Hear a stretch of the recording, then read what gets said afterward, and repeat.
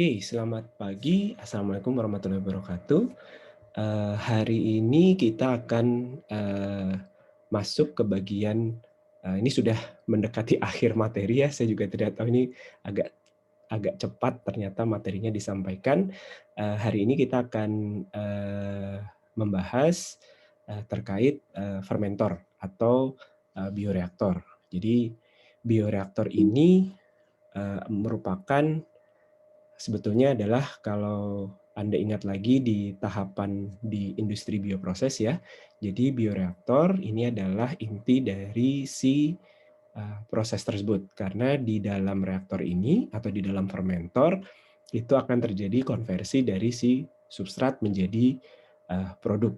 Tentunya dengan memanfaatkan si biokatalis. Nah, pada materi ini kita akan melihat nanti secara sekilas ya, atau ya ini baru pengenalan. Nanti kalau untuk desain dan perhitungan detail itu kalian akan belajar lebih dalam lagi di kuliah perancangan bioreaktor. Jadi untuk materi kuliah ini kita akan membahas sekilas terkait bagaimana bentuknya ya. Jadi desain fermentor atau bioreaktor itu seperti apa, terus nanti kelengkapannya atau sistem instrumentasinya itu seperti apa, dan biasanya operasi atau mode kerja fermentor itu seperti apa.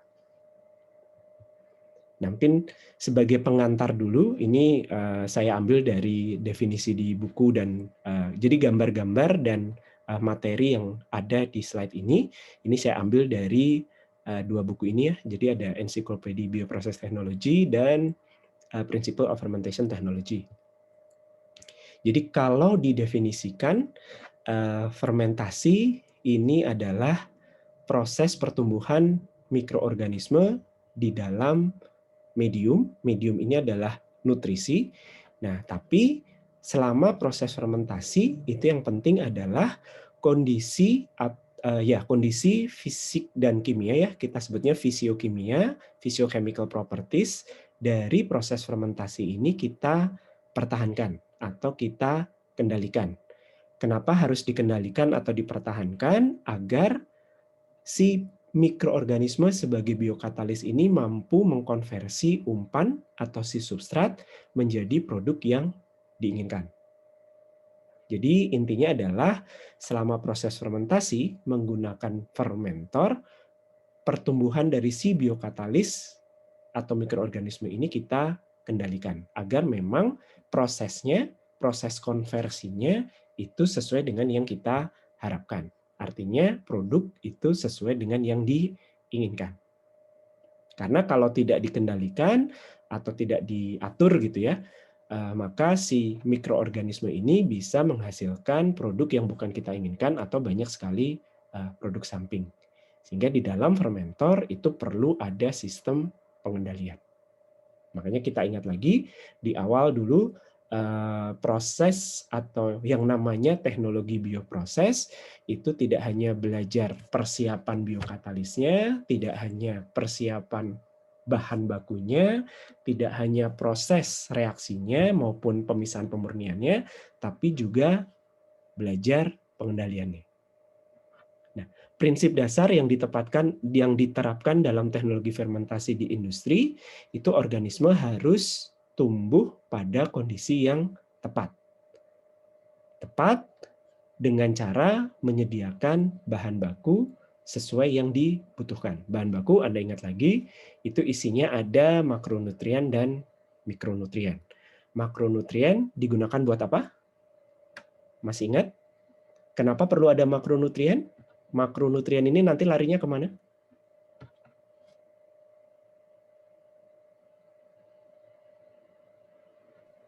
Untuk energinya, Pak? Selain energi, paling utama akan jadi? Metabolismenya mungkin, Pak. Ya, setelah jadi metabolisme dia jadi? Biomasa, Pak. Ya, makronutrien ini yang nanti akan menjadi komponen penyusun sel. Karena dia harus membentuk sel baru kan ya, karena tumbuh itu akan menjadi sel baru. Nah, selain menjadi sel baru, akan dikonversi menjadi energi. Sementara mikronutriennya dibutuhkan untuk apa?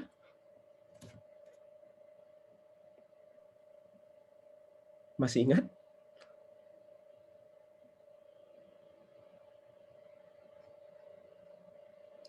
Mikronutrien isinya apa?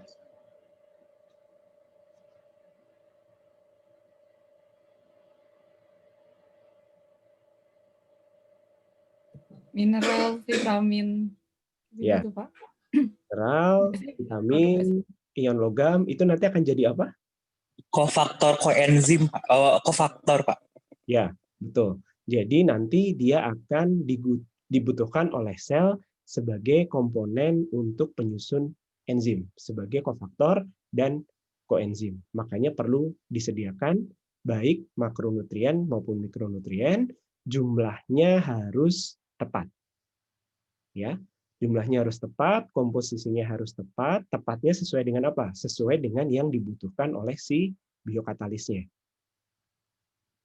Jadi sesuai dengan kondisi pertumbuhan biokatalisnya, sesuai dengan yang diinginkan biokatalis kalau dia mau membuat produk yang kita harapkan. Ya, jadi di dalam fermentor, penyediaan medium itu perlu sangat diperhatikan. Karena kalau komposisinya tidak tepat atau tidak sesuai, ya kembali lagi produknya tidak akan sesuai yang kita harapkan. Tapi kita sudah siapkan mediumnya, sudah pas gitu ya komposisinya, kemudian mikrobanya kita kembangkan ya, ada tahapan pengembangan inokulum, itu sudah sesuai, jumlahnya mencukupi, kesehatannya bagus gitu ya. Anda masukkan, cemplungkan ke dalam fermentor, tapi fermentornya Anda tidak kendalikan. Nah, makanya butuh pengendalian yang tepat di dalam fermentor. Ya. Percuma kalau Anda sudah siapkan medium, sudah siapkan katalis, sudah menyiapkan fermentor, tapi tidak dikendalikan. Jadi selama tumbuh itu kan artinya dia memanfaatkan si medium tadi ya. Selama si biokatalisnya itu tumbuh, kondisi pertumbuhannya itu harus tepat, harus sesuai. Sesuai dengan yang ya tujuan Anda melakukan fermentasi itu untuk apa. Ya. Sehingga dengan kata lain, fungsi utama dari fermentor ini adalah untuk menyediakan lingkungan yang terkendali. Lingkungan yang terkendali ini untuk apa? Agar selnya bisa tumbuh, mikroorganismenya bisa tumbuh, dan dia bisa membentuk produk yang diinginkan. Bolak-balik aja ini kalimatnya ya. Nah, kemudian produk ini kalau tujuan fermentasinya tidak sekedar menumbuhkan mikroba, tapi Anda juga perlu menghasilkan produk. Nah, produk akhir ini nanti merupakan ya hasil dari pertumbuhan atau hasil dari metabolisme si mikroorganisme tadi ya. Ini akan ada sebetulnya ada dua ya. Produk dari metabolisme atau produk dari fermentasi itu satu bisa berupa produk yang ekstraseluler. Produk yang ekstraseluler itu berarti dia yang seperti ini. Dia dilepas ke dalam medium, kemudian diekstrak. Ya, jadi harus mediumnya nanti dipisahkan dari sel, selnya ya kalau nggak dipakai lagi ya selnya dibuang, kemudian si medium ini Anda ekstrak untuk mendapatkan konsentrasi produk yang lebih tinggi. Tapi ada juga produk yang sifatnya intraseluler. Kalau intraseluler berarti Anda pisahkan ya, tetap pemisahan sel, tapi sekarang yang dibuang adalah sisa medium cairnya, selnya yang Anda ambil, baru nanti selnya yang Anda pecah. Seperti itu. Oke. Nah, kemudian produknya apa saja ini sebetulnya sudah pernah kita diskusikan ya. Ini juga sudah menjadi tugas Anda di tugas 1 dan tugas 2. Sebetulnya tidak terbatas juga di tabel ini. Produknya macam-macam. Ada yang terkait dengan kesehatan, ada yang terkait dengan makanan, ada yang terkait dengan bulk chemical untuk industri gitu ya, ada yang dipakai untuk jasa dan lain sebagainya. Ini contoh saja. Nah, karena fermentor tadi merupakan tempat ya, tempat Anda melakukan fermentasi, kemudian Anda mengendalikan fermentasi sehingga produknya itu sesuai yang diharapkan. Nah, sehingga suatu proses fermentasi ini perlu fermentor yang baik. fermentor yang baik itu yang bagaimana, nanti kita akan lihat, agar mendapatkan produk yang baik. Ini kalimatnya entah kenapa dibolak-balik, bukan saya yang buat. Ya, fermentor adalah suatu vessel atau tangki yang berisi medium atau nutrisi di mana kondisinya dipertahankan. Ya, intinya itu tadi ya. Jadi dalam proses reaksinya reaksi bioproses, Anda butuh satu medium. Medium sudah ada ceritanya, kemarin kita sudah bahas. Yang kedua, Anda butuh sel atau biokatalis, sudah kita bahas. Nah, agar fermentasinya jalan, medium dan katalis tadi harus ketemu. Nah, ketemunya di mana? Di dalam fermentor. Nah, Anda juga butuh fermentor yang baik. Fermentor yang baik itu yang memang tadi ya, yang bisa menyediakan atau yang bisa menjaga agar kondisi dari proses fermentasinya terkendali, sehingga nanti kalau tujuannya adalah menumbuhkan sel, ya berarti selnya bisa tumbuh dengan baik. Kalau tujuannya adalah untuk menghasilkan produk, ya produknya sesuai yang Anda harapkan. Jenisnya sesuai, konsentrasinya seoptimal mungkin. Nah, apa saja yang harus diperhatikan? Ya, hal-hal yang harus diperhatikan dalam perancangan fermentor itu ini secara umum ya. Satu itu adalah wadah dari fermentornya sendiri, yaitu bentuknya biasanya adalah tangki ya, tangki atau bejana. Bejana ini adalah si wadahnya tadi, ini harus bisa dioperasikan secara aseptik. Aseptik tahu ya? Ada yang tahu maksudnya aseptik?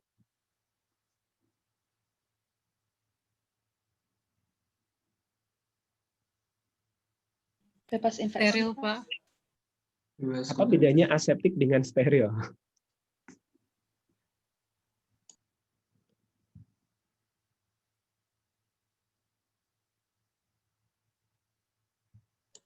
Mungkin kalau Steril. Agi aja jawab. Silakan satu-satu jawabnya. steril itu semua mikrobanya nggak ada mati gitu. Kalau aseptik yang selain katalisnya nggak ada gitu. Jadi yang ada cuma katalisnya. Jadi maksud dari proses aseptik apa? Bebas kontaminasi dari mikroba lain gitu Mas. Gitu, Ya, betul. Septik tahu ya, taunya septik. Septik itu kan masuknya mikroba terus menyebabkan infeksi ya kira-kira. Jadi aseptik itu adalah si fermentor ini ketika dia proses fermentasinya jalan, fermentor ini harus bisa menjaga agar selama proses fermentasi tidak ada mikroba yang bisa masuk. Ya. Jadi tidak ada tambahan mikroorganisme dari luar atau tadi dikatakan tidak ada kontaminasi mikroorganisme luar selama beberapa hari. Jadi ini tergantung durasinya ya. Jadi fermentasi itu kan rata-rata ordenya hari ya, bisa 1 hari, 3 hari, 1 minggu, atau bahkan lebih dari 1 minggu. Bisa dioperasikan secara jangka panjang, nggak tahu-tahu mati gitu ya. Tidak, maksudnya ya dia kan ada kelengkapannya, tidak terus tahu-tahu proses fermentasinya belum selesai tapi fermentornya sudah tidak berfungsi dan memenuhi ketentuan containment. Containment itu berarti ya dia harus mampu menjaga isinya itu tetap di dalam gitu ya. Tidak tahu-tahu bocor gitu ya. Jadi utamanya adalah harus aseptik, bisa dipakai secara jangka panjang ya selama durasi fermentasi, dan memang bisa menjaga isi itu tetap ada di dalam. Jadi wadahnya itu syaratnya seperti itu. Kemudian yang perlu diperhatikan itu yang kedua biasanya ini yang spesifik fermentor ya, ini butuh aerasi. Ya, biokatalis itu secara umum kalau Anda menggunakan yang sifatnya aerobik, dia kan butuh oksigen. Nah, oksigen ini diberikan dalam bentuk gas. Biasanya bukan sebagai oksigen murni karena mahal, ini tapi diberikan dalam bentuk udara dan Anda ingat ya, harus dalam kondisi steril. Pakai apa? Sterilisasi udara? Masih ingat? Pakai filter, Pak. Ya, pakai filter. Ya. Nah, ketika ada aerasi ataupun agitasi, agitasi ini adalah pengadukan ya. Jadi biasanya untuk menjaga agar si medium dan sel itu selalu berada dalam kondisi tersuspensi dan homogen, maka ditambah sistem pengadukan. Jadi di dalam fermentor itu ada pengadukan, ada jalur aerasi. Nah, aerasi maupun pengadukan itu harus pas, harus sesuai. Dalam artian ya sesuai kebutuhan mikroorganisme, kemudian tidak menyebabkan kerusakan pada si selnya. Karena kalau Anda memberikan pengadukan yang terlalu besar gitu ya, ataupun aerasi yang terlalu besar, itu selnya bisa pecah, bisa rusak. Karena ada shear stress ya, dari aerasi maupun agitasi itu ada shear stress. Nah, kalau terlalu tinggi, maka selnya bisa pecah. Kalau pecah ya mati. Atau karena ada protein, kalau sel pecah itu kan berarti kan ada protein yang rusak gitu ya. Karena sel kan sebagian besar komponennya juga adalah protein. Nah, ini nanti akan terbentuk busa. Jadi harus diatur. Di dalam fermentor salah satu yang harus dikendalikan selain tadi aseptik, yang kedua adalah aerasi dan pengadukannya. Karena kalau tidak dikendalikan atau berlebihan, selnya mati atau bisa juga nanti kelanjutannya dia membentuk busa. Jadi busa ini biasanya muncul kalau pengadukan Anda terlalu besar. Kalau pengadukan terlalu busa ini beda dengan buih ya, buih kayak deterjen itu bukan, tapi ini sebetulnya adalah protein yang terdenaturasi karena pengadukan atau aerasi yang berlebihan. Proteinnya dari mana? Ya dari sel yang mati. Oke, yang ketiga ini sebisa mungkin pada batas-batas tertentu ya tentunya konsumsi daya dari fermentor ini serendah mungkin. Emang fermentor butuh daya ini maksudnya daya listrik ya? Biasanya untuk apa? Kenapa fermentor butuh daya? Aerasi sama agitasi, Pak. Iya, betul. Ini dari yang poin nomor 2. Kalau aerasi berarti kan Anda butuh, mungkin kalau fermentornya kecil ya, aerasinya bisa disuplai dari tabung gas. Itu sih nggak butuh daya ya. Tapi kalau Anda mengoperasikan fermentor yang besar, kemudian butuh aerasi, itu biasanya disuplainya pakai kompresor. Kompresor kan perlu daya. Agitasi jelas ya, agitasi pengadukan berarti biasanya di atas, kalau fermentor kecil itu di atasnya ada motornya. Motor itu untuk menggerakkan si pengaduk. Nah, konsumsi daya Anda masih ingat akan dipengaruhi oleh apa?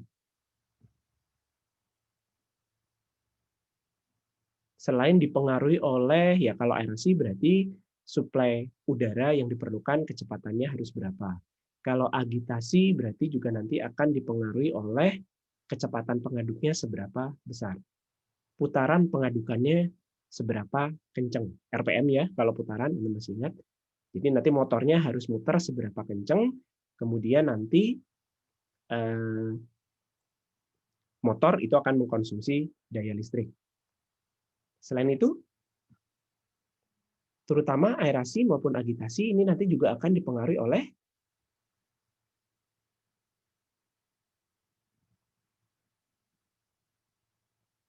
kebutuhan daya pengadukan dan kebutuhan daya aerasi. Itu akan dipengaruhi oleh apa? Kira-kira.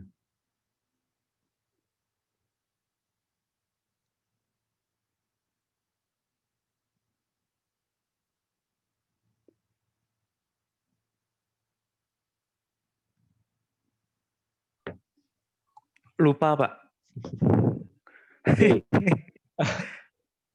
Yang akan menentukan nanti Anda harus mengaerasi seberapa besar atau mengagitasi seberapa besar, ini nanti juga akan dipengaruhi oleh viskositas dari medium fermentasi. Ya, kalau Anda menggunakan, nanti kita akan lihat bahwa fermentasi itu ada yang fermentasi submerge. Submerge itu berarti ya terendam. Terendam berarti mediumnya itu semua dilarutkan termasuk selnya ya, selnya disuspensikan di dalam medium yang pelarutnya adalah cairan atau air. Nah, kalau air viskositasnya relatif rendah. Tapi biasanya semakin besar kebutuhan nutrisinya atau semakin tinggi konsentrasi dari bahan yang Anda tambahkan ke dalam medium, itu akan menaikkan viskositas. Nah, kalau viskositasnya semakin tinggi, maka ya hambatan dari si pengaduk atau hambatan dari aerasi akan semakin besar. Nah, kalau hambatannya semakin besar, Anda masih ingat, Anda membutuhkan jenis pengaduk yang beda. Ya. Jadi nanti fermentor tergantung jenis viskositas cairan yang besar atau rendahnya viskositas cairan yang ada di dalam fermentor, ini nanti jenis pengadukannya atau jenis batang pengaduknya itu bisa beda. Anda ingat lagi ya, kalau viskositas rendah, bentuk pengaduk yang umum digunakan apa? Kalau viskositas tinggi, bentuk pengaduk yang umum digunakan apa? Nah, ini digunakan juga dalam fermentor. Atau kalau jenis fermentornya adalah fasa padat, balikannya dari submerge. Kalau fasa padat berarti ya mediumnya itu secara umum bentuknya padat. Kalau padat, Anda aduk pakai batang pengaduk yang untuk submerge itu mungkin kan tidak cocok. Jadi mungkin Anda harus mengganti mode pengadukan dengan memutar-mutar reaktornya misalnya. Ya, reaktornya mungkin bentuknya jadi drum. Terus diputar. Nah, ini kan akan mempengaruhi kebutuhan daya.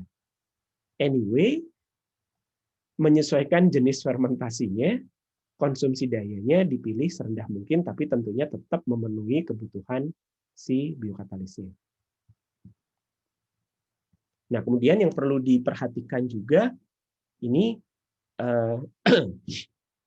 perlu sistem pengendalian ya. Ada pengendalian temperatur, ada pengendalian pH, dan pengendalian DO tahu ya, dissolved oksigen, oksigen terlarut. Kenapa perlu dikendalikan? Ya karena biokatalis itu punya batas-batas tertentu di mana kerjanya optimum. Mikroba tertentu dia punya temperatur optimum, punya pH optimum, dan punya batas optimum oksigen terlarut. Tidak boleh terlalu tinggi, tidak boleh terlalu rendah. Sehingga perlu ada indikatornya. Maksudnya sistem pengendalian ini ada indikatornya ya. Jadi untuk mengukur berapa kondisi existing yang ada di fermentor. Berapa temperaturnya, berapa pH-nya, berapa DO-nya. Selain perlu indikatornya, perlu sistem penambahannya. Jadi kalau penambahan dan pengurangan dalam artian kalau temperaturnya naik, jadi secara umum kan fermentasi sifatnya eksotermal ya. Jadi kalau proses itu menaikkan temperatur cukup signifikan, proses fermentasinya, berarti nanti si reaktor itu perlu dilengkapi dengan sistem pendingin. Ya. Atau kalau memang biokatalisnya adalah biokatalis yang sifatnya termofilik, berarti perlu dilengkapi dengan sistem pemanas kalau temperaturnya turun di bawah temperatur optimum. Demikian juga dengan pH dan DO. Kalau pH ya berarti perlu adanya sistem asam basa untuk mengatur agar pH di dalam fermentor itu sesuai dengan pH optimum. DO kalau dissolved oksigennya kurang, masih ingat apa yang terjadi kira-kira kalau dissolved oksigen itu turun? Ada yang tahu nggak?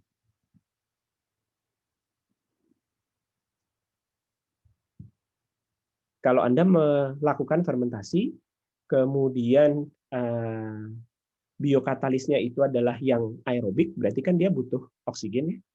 Kemudian Anda aerasi. Tapi ternyata aerasinya tidak cukup. Kalau berlebihan, tadi ya efeknya kalau berlebihan, dia bisa memberikan shear stress yang terlalu besar pada sel, selnya pecah, terbentuk buih, atau selnya mati, ya udah fermentasinya nggak jalan.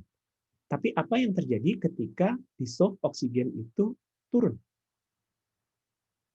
Turun itu maksudnya berarti yang Anda supply itu lebih kecil daripada yang dibutuhkan oleh sel.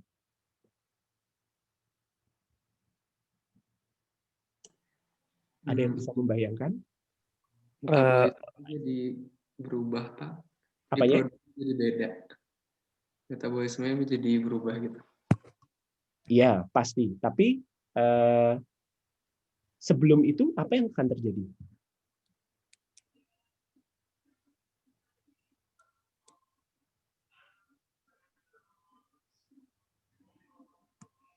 Terhadap selnya sendiri,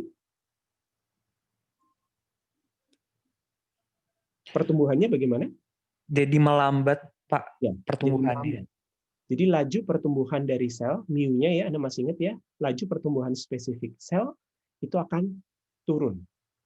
Ya kalau sudah melambat, ya minimal produk yang sel yang diproduksi akan turun, produk yang diinginkan juga akan turun.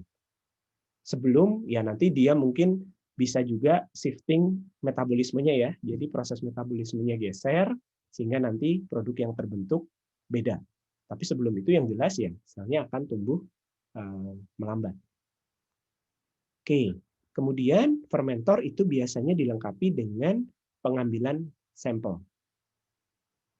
Pengambilan sampel ini diperlukan ya untuk memonitor kondisi yang ada di dalam fermentor. Selama proses fermentasi jalan, Anda perlu mengambil sampel sesekali, satu, untuk mengukur pertumbuhan sel. Jadi apakah selnya itu tumbuh dengan baik? Kan mestinya Anda bisa prediksi ya, kalau dia tumbuh dengan baik, setelah 1 jam konsentrasinya berapa? Setelah sekian jam konsentrasinya berapa? Nah ini kenapa perlu pengambilan sampel. Jadi tidak perlu Anda harus buka tutup reaktor secara overall gitu ya. Nanti rusak semua itu proses fermentasinya. Jadi perlu ada pengambilan sampel. Yang kedua juga untuk ngecek pembentukan produk.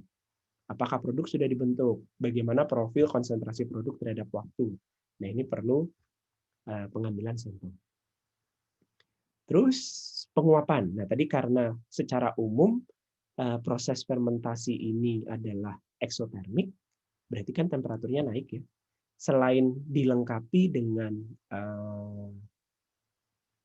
jaket pendingin untuk menurunkan temperatur. Nah, kalau ada uap yang terbentuk, mediumnya itu berubah menjadi uap. Nah, ini penguapannya tidak boleh berlebihan. Caranya ya tadi ya selain didinginkan, itu biasanya di bagian atas fermentor itu nanti ada yang dilengkapi dengan kondensor. Ya, jadi kayak kolom distilasi gitu, di atasnya ada kondensor tapi bentuknya lebih simpel. Isinya apa? Isinya adalah air pendingin. Ya, jadi di kondensor itu nanti akan dilewati air pendingin. Ini biasanya dipasang kalau memang kenaikan temperaturnya cukup signifikan dan lebih cepat daripada laju pendinginan yang bisa disustain oleh jaket pendingin. Jadi ditambah kondensor di atas. Jadi nanti kalau ada medium yang nguap, ketika dia lewat kondensor, dia akan jadi cair lagi terus turun ke bawah lagi. Oke, kemudian secara umum si wadahnya, si tangkinya itu perlu dirancang agar satu gampang dioperasikan ya, ini terkait kemudahan proses. Selain itu juga gampang di maintenance. Gampang di maintenance itu ya gampang dibersihkan, karena nanti kita akan lihat ya bentuk fermentor itu seperti apa. Ini mudah untuk dibersihkan karena nanti kalau Anda membersihkannya itu tidak benar gitu ya, masih ada sisa-sisa, ada sisa medium, nanti pas dia disimpan kan kontak dengan udara, nanti akan ditumbuhi kontaminan. Nah nanti kalau pas dipakai lagi untuk proses fermentasi, ya nanti akan mengkontaminasi si medium di dalam fermentor. Terus mudah dipelihara ya berarti ini mau yang skala kecil maupun skala besar ya proses maintenance-nya gampang. Makanya secara umum fermentor itu kalau yang skala kecil itu bahannya adalah kaca. Dari silika, gelas gitu ya. Karena permukaannya licin. Licin mudah dibersihkan, tidak mudah ditempelin mikroba, atau kalau skalanya volumenya besar, itu bahannya adalah stainless steel. Oke. Nah, idealnya fermentor itu bisa digunakan di dalam berbagai rentang kondisi proses. Kondisi proses itu apa ya? Tadi temperatur, pH, DO, kemudian aerasi dan agitasinya. Ini kenapa? Karena biasanya fermentor itu tidak digunakan untuk satu jenis fermentasi saja. Ya, di industri ini khususnya kalau kapasitas produksi dari pabrik bioproses itu tidak terlalu besar ya, misalnya dengan produktivitas laju produksi yang kecil, keuntungannya sudah banyak. Nah, ini biasanya industri kayak industri vaksin atau industri enzim gitu ya. Ini dia tidak hanya membuat satu jenis produk saja. Ya walaupun dalam sekali fermentasi produknya satu. Tapi setelah satu produk selesai, satu proses fermentasi selesai, itu biasanya nanti dia akan ganti ke ya biokatalis yang lain, produksi produk yang lain. Kondisinya bisa lain. Nah, sehingga idealnya fermentor itu digunakan dalam berbagai rentang kondisi proses. Kecuali kalau memang pabriknya hanya memproduksi satu jenis produk saja. Nanti memang akan dirancang sangat spesifik untuk kondisi proses fermentasi yang diinginkan. Oke, ada yang mau ditanyakan dulu?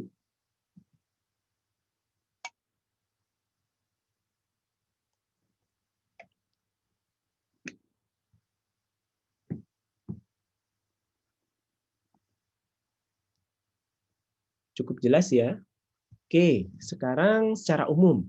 Nah, kalau fermentor yang kecil atau skala lab, Anda bisa lihat seperti ini ya. Jadi ini ada motor. Motor ini yang menggerakkan pengaduk. Sebentar, saya ganti. Oke. Ya. Ini adalah pengaduknya. Nah, pengaduk ini adalah batang pengaduk, ini adalah apa namanya? Sudu, Pak. Atau sudu, Pak. Sudu. Sudu atau impeller. Betul. Di sini tulisannya adalah paddle wheel. Ya, jadi bisa cuma satu, jadi ada yang cuma tergantung volume kapasitas reaktor ya, fermentornya bisa satu. Ini kan ada dua susun, ada yang cuma satu, tergantung nanti ketinggian cairan di dalam fermentor.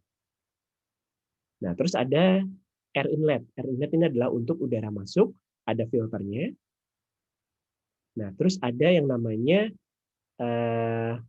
harvest line. Jadi harvest line ini satu itu bisa dipakai untuk tadi ya pengambilan sampel sesekali, atau ya kalau sudah fermentasinya sudah selesai nanti dipakai untuk ngambil produknya sekaligus gitu. Oke, terus kita lihat lagi ini yang hitam ini kanan kiri ini adalah penampakan dari jaketnya. Ya. Jadi jaket pendingin itu biasanya nanti akan diisi dengan air pendingin. Anda masih ingat ya? Tergantung biasanya kalau fermentor itu cukup dengan air pendingin. Tapi kalau memang butuh beban pendinginan yang lebih besar, itu bisa pakai refrigeran. Pakai amonia misalnya, atau pakai glikol misalnya ya. Oke, nah ini akan dilengkapi dengan sensor untuk temperatur. Sehingga nanti akan, Anda sudah belajar pengendalian proses lah ya. Nah, sehingga nanti ketika temperaturnya itu berubah, nanti akan ada inputan air pendingin, mungkin dia akan menaikkan laju alir air pendingin. Sehingga nanti bisa menurunkan temperatur sampai temperatur kembali normal. Oke, terus ada food inlet dan penicillium inlet. Ini contohnya kalau menggunakan biokatalis penicillium ya.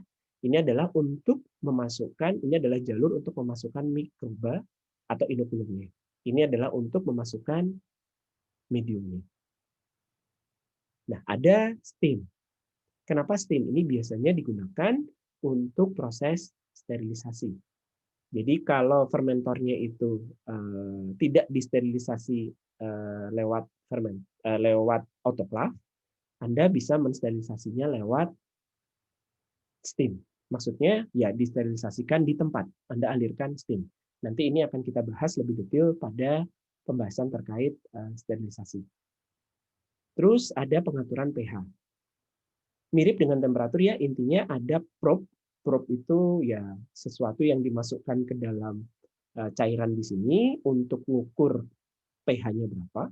Kalau pH-nya terlalu asam, ya berarti nanti dia akan menambahkan basa. Kalau pH-nya terlalu basa, nanti dia akan tambahkan asam. Oke, ini macam-macam ya. Ya, Saya silakan. mau nanya, Pak. Yuk. Kalau yang ini tuh sistemnya fed batch atau batch biasa juga emang ada jalur khusus buat inlet bakteri sama makanannya ya Pak ya, nutriennya. Oke, biasanya kalau ada inletnya, ini adalah untuk lebih ke skalanya besar dulu. Karena biasanya kalau skala besar, Anda tidak mungkin memasukkan inokulum dan medium dengan cara buka tutup reaktor, masukin gitu ya. Jadi kalau fermentornya itu kecil, memasukkan medium dengan biokatalis itu bisa tinggal buka tutupnya semuanya, masukin, tutup lagi, disterilisasi gitu ya. Mediumnya ya, nanti baru inokulumnya masuk. Nah ini bisa. Tapi kalau skala besar perlu jalur inlet. Walaupun prosesnya batch. Jadi setelah masuk ya nanti ditutup. Terus fermentasinya jalan. Tapi tidak membuka kemungkinan bahwa nanti bisa di fed batch. Nah, kalau fermentornya kecil dan Anda perlu untuk melakukan proses fed batch, ya berarti harus ada jalur inlet. Karena nggak mungkin Anda menambahkannya dengan cara membuka reaktor. Bubar semua itu nanti fermentasinya. Ya.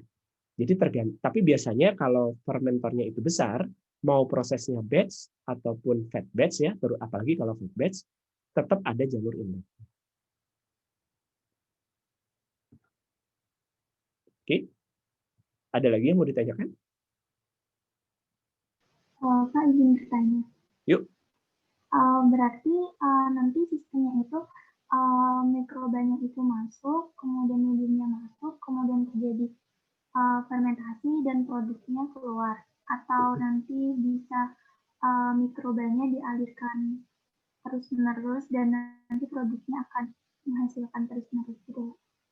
Oh, kalau yang pertama itu berarti batch, ya. Jadi kalau batch tadi seperti yang sudah saya jelaskan ya. Jadi reaktornya sudah steril, diisi dengan medium yang steril, ya. Setelah itu diisi dengan biokatalis, kemudian semua jalur inlet ditutup ya, terus fermentasinya jalan.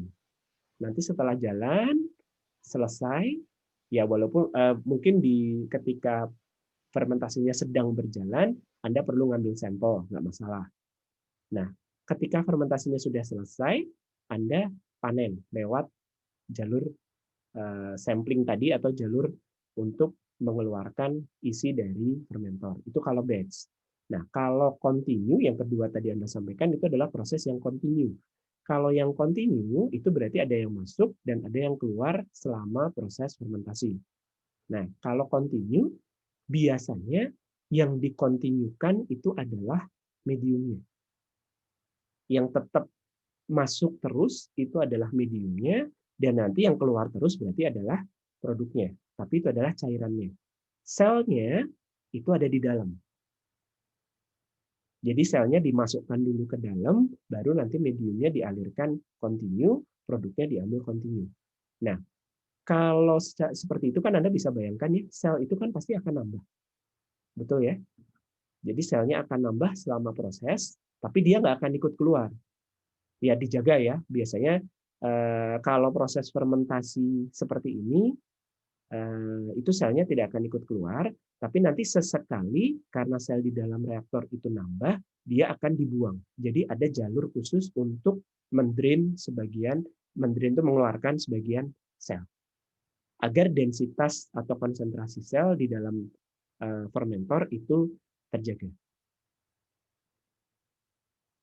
Biasanya seperti itu. Baik, Pak. Terima kasih. Ya. Kemudian kalau misal temperaturnya itu misal kurang gitu kan, tadi melakukan pembakaran. Berarti pembakarannya di bawah fermentornya itu. Jangan dibakar, biasanya tidak dibakar ya. Jadi kalau tadi mungkin lupa disampaikan, kalau ini kan pendinginan ya. Kalau pemanasan ini biasanya di dalamnya ada coilnya. Coil tahu ya, Anda mungkin yang anak kos punya teko pemanas gitu yang dicolokkan listrik, itu kan di dalamnya ada koilnya. Nah, biasanya kalau pemanasan itu dari koil, karena kalau pemanasannya dari luar itu tidak terlalu efisien. Ya walaupun ada pemanas, ada jaket pemanas, ataupun di bawah itu dilengkapi dengan heater. Tapi lebih umum tergantung ukuran reaktornya lagi. Kalau yang skala kecil atau menengah itu biasanya menggunakan coil, melingkar-lingkar gitu di dalam. Baik Pak, terima kasih. Pak, saya mau bertanya lagi. Yuk silakan. Kalau misalnya continue itu apakah interchangeable sama fat batch? Terus kalau misalnya si produknya itu hasilnya intraseluler ya Pak, itu kalau untuk continue berarti nggak bisa diambil si selnya aja ya? Maksudnya kan yang dikeluar tadi si produk di mediumnya gitu kan ya Pak ya? Iya, oke. Kalau fat batch itu sebetulnya kan variasi dari batch. Jadi bedanya dengan continue, ya kalau continue itu continue. Yang masuk masuk terus, yang keluar keluar terus. Nah kalau fat batch itu atau intermittent ya, berkala. Jadi ditambahkan medium itu berkala. Jadi mungkin sekali setelah itu selesai, nanti ditutup, fermentasinya jalan, terus nanti durasi tertentu produknya diambil berkala juga. Nah, kalau frekuensinya makin sering, baik itu frekuensi pemasukan medium maupun pengeluaran produk itu makin sering, itu nanti akan mendekati continue. Seperti itu ya. Oke, terus yang kedua tadi yang produk ya. Jadi kalau produk, nah biasanya kalau yang dikontinukan itu yang produknya memang ekstraseluler. Kalau intraseluler kan selnya kan produknya ada di dalam sel ya. Ya walaupun bisa juga proses yang fermentasi yang produknya intraseluler itu dilakukan secara kontinu. Karena sebetulnya kalau kontinu itu kan mediumnya terjaga ya. Jadi konsentrasi medium itu kan dijaga selalu optimum. Nah, selnya bisa tumbuh dengan baik. Tapi umumnya pada prakteknya, apalagi bioproses ya, proses industri yang pakai biokatalis itu lebih preferable batch atau paling banter fat batch. Kenapa? Karena terkait kontaminasi. Ya. Karena semakin banyak atau semakin Anda, ini kan kalau continue kan berarti ada yang masuk, ada yang keluar. Kan ada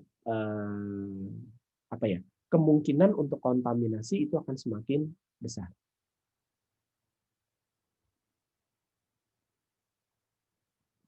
Oke. Cukup menjawab? Menjawab Pak, terima kasih banyak. Oke, nah ini diagramnya saja. Oke, mungkin sebelum ke komponen secara detail, masih ada waktu ya? Kita putar video dulu sebentar.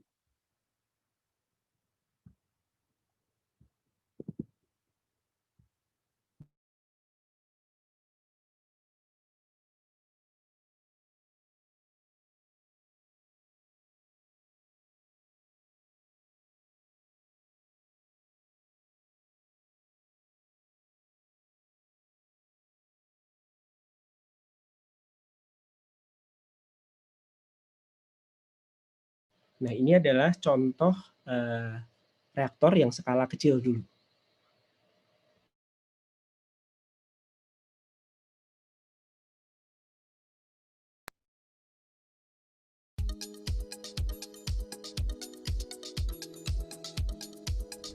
This video will show the operators how to set up a New Brunswick BioFlow 310 fermenter. First, install the sparge line, the tri-port liquid addition assembly, and the harvest line in the head plate.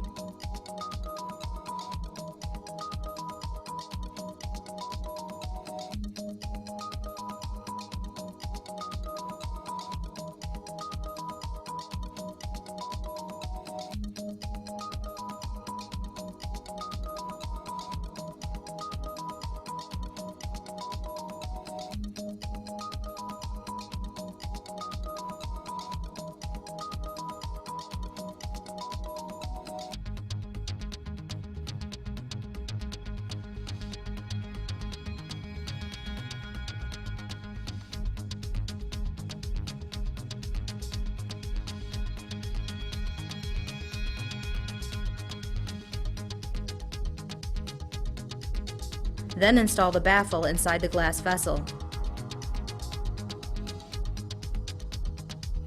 Carefully install the vessel head plate and secure the top metal ring with threaded screws.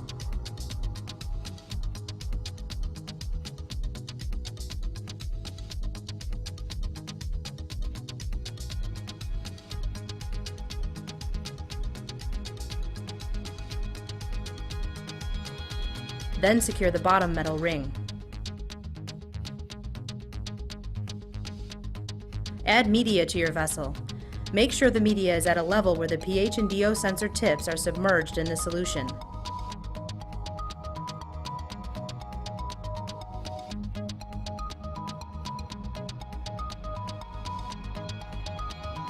The pH sensor needs to be calibrated prior to the autoclave cycle.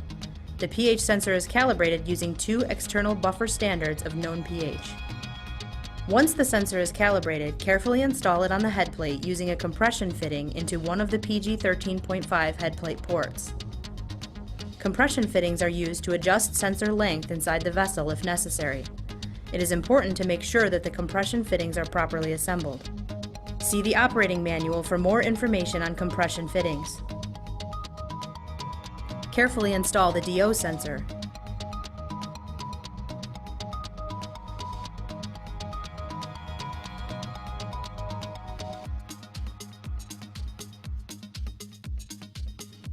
Cover both the pH and DO sensors with protective caps to protect them from the autoclave cycle.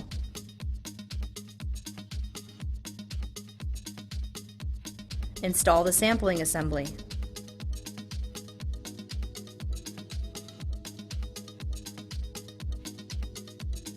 Install the exhaust condenser.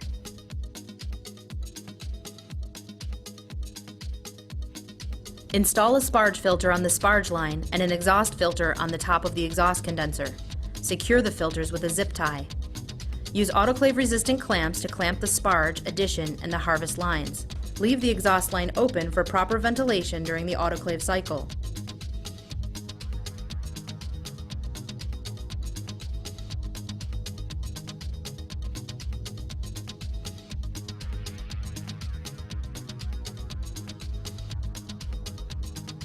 Loosen the sample bottle about 1/2 turn.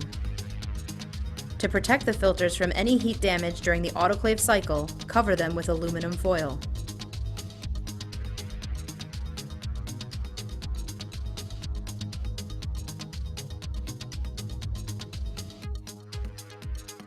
Place a cap on the bearing housing to protect it from any potential damage during the autoclave cycle.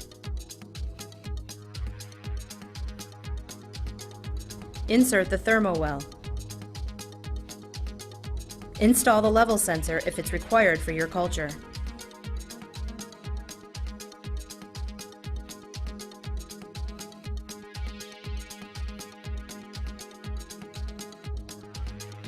This concludes our demonstration on how to set up a New Brunswick BioFlow 310 fermenter.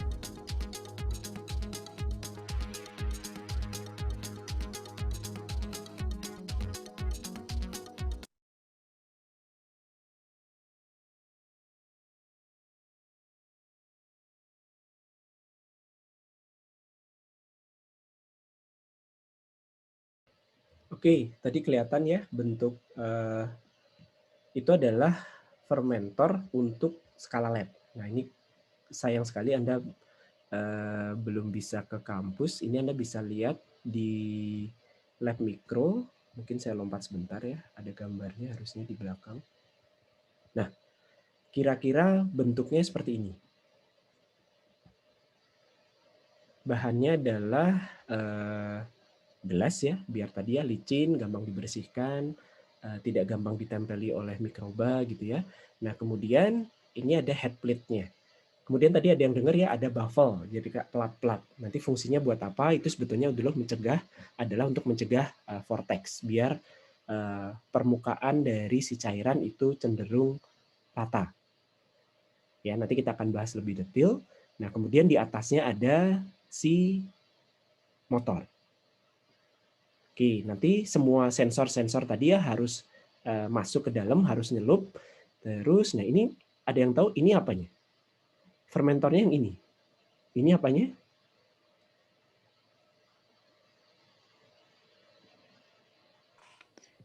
pengendalinya, Pak, Ya, ini buat adalah sistem motornya. pengendalian, termasuk ya ini mensuplai daya untuk menggerakkan motor. Kemudian sensor temperatur masuk ke sini ya. Jadi nanti dia baca temperaturnya berapa. Nanti kalau temperaturnya itu harus dikendalikan, ya dia mengirim pesan ke tapi yang ini tidak dilengkapi jaket ya. Kalau ada yang dilengkapi jaket berarti nanti dia akan mengatur laju alir air pendingin. Nah ini yang botol ini adalah untuk asam basanya. Ya, jadi nanti ketika pH-nya itu berubah, dia akan mengatur laju alir dari asam atau basa yang perlu ditambahkan. Oke, kira-kira itu dulu untuk hari ini. Ada yang mau ditanyakan dulu? Halo Pak, saya mau tanya. Ya. Kalau buat bersihin fermenter tuh caranya gimana ya Pak? Tergantung. Kalau fermentornya itu ukurannya sekian, Anda bersihin pakai pembersih biasa ya. Jadi ini kan paling ini 1 liter, 2 liter ya.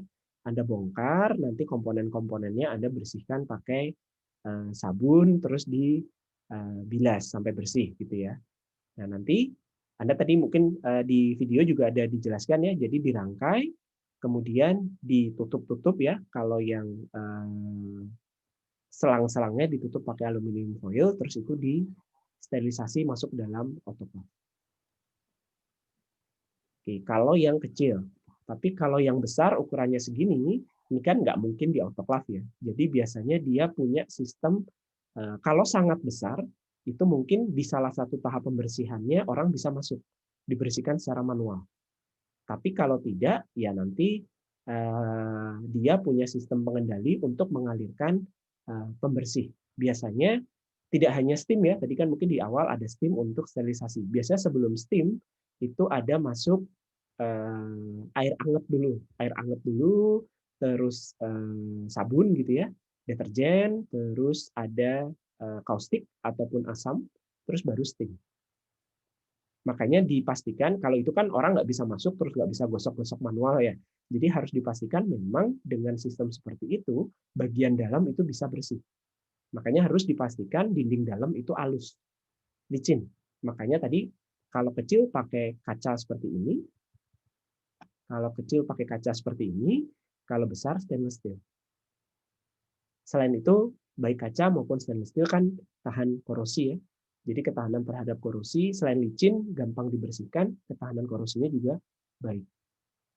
Karena proses fermentasi kan biasanya menghasilkan produk yang sifatnya asam, dari asam-asam organik. Atau butuh yang pH-nya mungkin perlu di bawah 7. Atau yang pH-nya ya jarang sih, tapi ya yang pH-nya tinggi jarang. Lebih umum fermentasi itu bekerja pada proses yang pH-nya rendah. Oke, makasih Pak. Oke, ada lagi? Oke, kalau tidak ada kuliah hari ini saya cukupkan sekian ya. Silahkan isi daftar hadir. Kita ketemu lagi besok pagi ya. Terima kasih. Selamat pagi. Assalamualaikum warahmatullahi wabarakatuh.